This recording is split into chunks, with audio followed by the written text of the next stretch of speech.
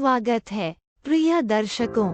आज हम युवल नोआ हरारी की प्रभावशाली पुस्तक और quote sapiens a brief history of human kind और क्वोट के माध्यम से एक यात्रा शुरू कर रहे हैं। ऐतिहासिक विश्लेषण के इस टूर डे बल में हरारी उन ताकतों को उजागर करता है जिन्होंने सहस्राब्दियों से हमारी प्रजातियों को आकार दिया है। संज्ञानात्मक क्रांति, कृषि क्रांति और वैज्ञानिक क्रांति के माध्यम से हम होमो सेपियंस की दिलचस्प कहानी को उजागर करेंगे।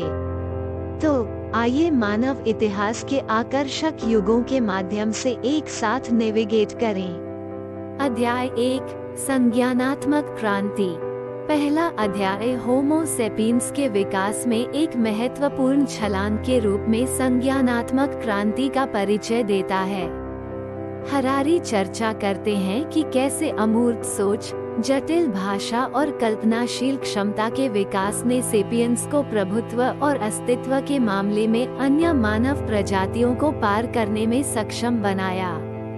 इस अध्याय के प्रमुख सबक होमो सेपियंस की विकासवादी सफलता में संज्ञानात्मक क्षमताओं जैसे अमूर्त सोच और जटिल भाषा के महत्व को समझें। अध्याय 2, सेपियंस, वनवासी और संस्कृति का जन्म। हरारी प्राचीन सेपियंस की जीवन शैली पर प्रकाश डालता है और संस्कृति और पौराणिक कथाओं के जन्म पर प्रकाश डालता है। वो जांच करता है कि कैसे साझा मिथकों और विश्वास प्रणालियों ने जटिल समाजों के निर्माण, सहयोग बनाने और सामाजिक मानदंडों को स्थापित करने में महत्वपूर्ण भूमिका निभाई है। इस अध्याय से मुख्य सबक सहयोग और सामाजिक विकास को सुविधाजनक बनाने में साझा विश्वासों और सांस्कृतिक प्रणालियों की महत्वपूर्ण भूमिका को पहचानें। अध्याय 3, कृषि क्रांति। यह अध्याय कृषि क्रांति की पड़ताल करता है, जिसमें चर्चा की गई है कि चारा खाने से लेकर खेती तक के परिवर्तन ने होमो सेपियंस के जीवन को कैसे प्रभावित किया। हरारी इस क्रांति के निहितार्थों की पड़ताल करता है, जनसंख्या वृद्धि से लेकर सामाजिक पदानुक्रम तक हमारी प्रजातियों द्वारा किए गए लाभ और हानि दोनों को दर्शाता है। इस अध्याय के प्रमुख सबक मानव समाज पर कृषि क्रांति के गहरे प्रभावों को समझें, जिसमें जीवन शैली, सामाजिक संरचना और जनसंख्या की गतिशीलता में बदलाव शामिल हैं।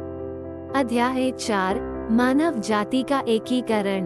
हरारी इस बात की पड़ताल करते हैं कि कैसे होमो सेपियंस ने अपने मतभेदों के बावजूद धीरे धीरे बड़े और एकीकृत समूहों का गठन किया। वह वैश्विक अंतर्संबंधों को बढ़ावा देने और मानव इतिहास के पाठ्यक्रम को आकार देने में आम मिथकों, व्यापार नेटवर्क और साम्राज्यों की भूमिका पर चर्चा करता है। इस अध्याय से मुख्य सबक साझा विश्वासों और आर्थिक प्रणालियों जैसे विभिन्न कारकों की सराहना करें, जिन्होंने अलग अलग मानव समाजों के बीच एकीकरण और सहयोग में योगदान दिया है।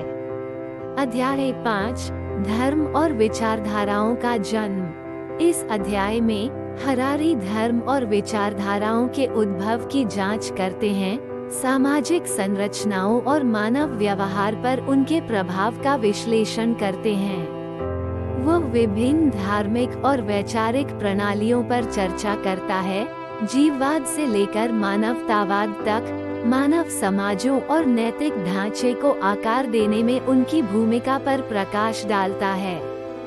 इस अध्याय के प्रमुख सबक सामाजिक विकास, नैतिक संहिताओं और मानव व्यवहार पर धार्मिक और वैचारिक प्रणालियों के प्रभाव को समझें। अध्याय 6, वैज्ञानिक क्रांति। हरारी ने वैज्ञानिक क्रांति के बारे में विस्तार से बताया है कि कैसे ज्ञान की खोज और प्राकृतिक घटनाओं की समझ ने मानव समाज को बदल दिया है।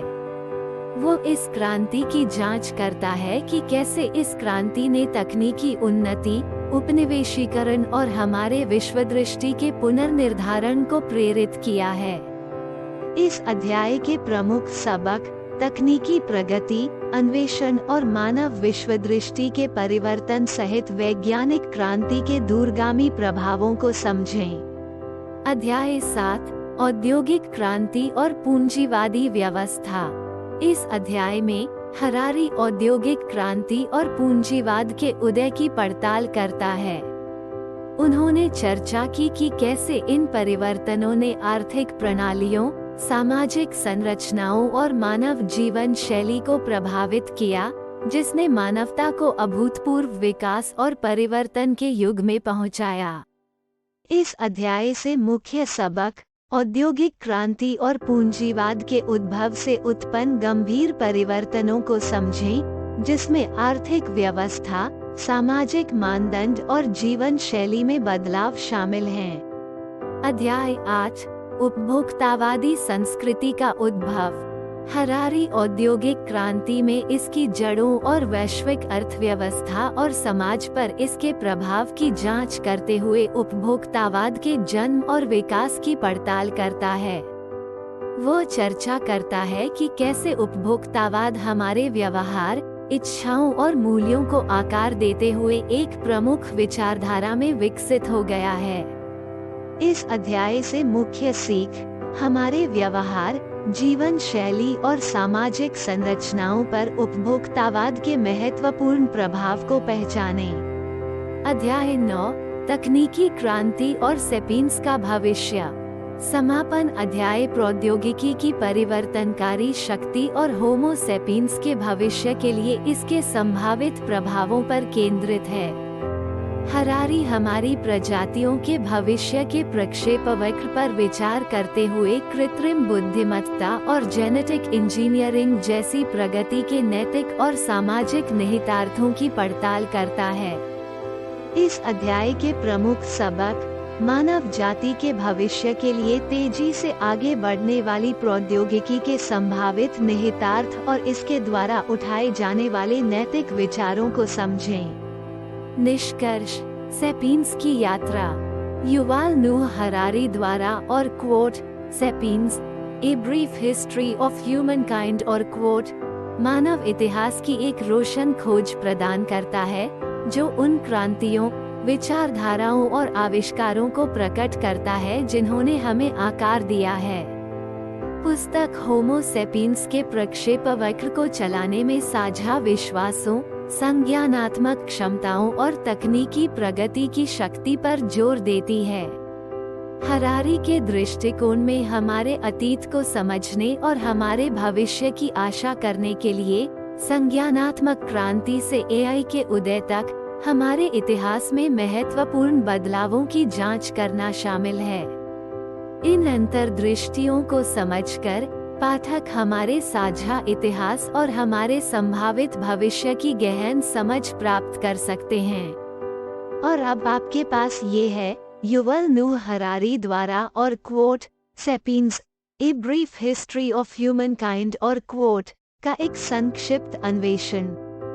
हमने मानव इतिहास की यात्रा की है, महत्वपूर्ण क्रांतियों का पता लगाया है और अपनी प्रजातियों के भविष्य पर विचार किया है।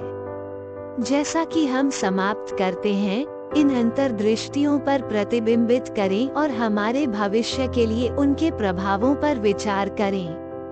याद रखें, हमारे अतीत को समझना हमारे भविष्य को नेविगेट करने की कुंजी है और क्वोट, सेपियंस और क्वोट इस अन्वेषण के लिए एक मजबूत रूपरेखा प्रदान करता है।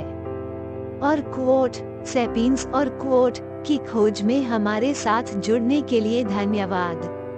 अगर आपको ये सारांश अच्छा लगा हो तो हमारे चैनल को लाइक, शेयर और सब्सक्राइब करें। नीचे टिप्पणी अनुभाग में अपने विचार और सुझाव देने के लिए स्वतंत्र महसूस करें। अगली बार एक और साहित्यिक साहसिक कार्य के लिए मिलते हैं।